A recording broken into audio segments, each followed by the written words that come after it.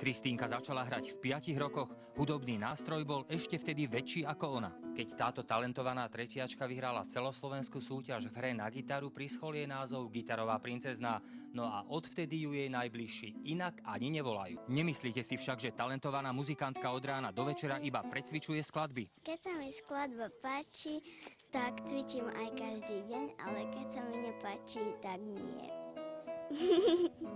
Keď má voliť medzi tréningom a hru s deckami, tak ide radšej s nimi. Hudobne nadaná je celá rodina. Kristínka si zahrá aj s otcom, ktorý je mimochodom učiteľom hudby, aj so staršou sestrou Martinkou.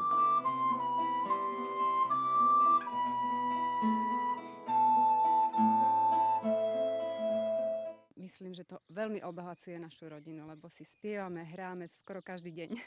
A čím by chcela Kristínka byť? Muzikantkou? Ešte neviem. To necháme na osud. Bol by som veľmi rád, keby sme bola muzikantka. No ale ona má vybrať tých x profesí. Kristínku najbližšie čaká ďalšia prehliadka mladých gitaristov, no a všetci dúfajú, že v nej, ako inak, opäť zaboduje. Karol Mindák, televízia Markiza.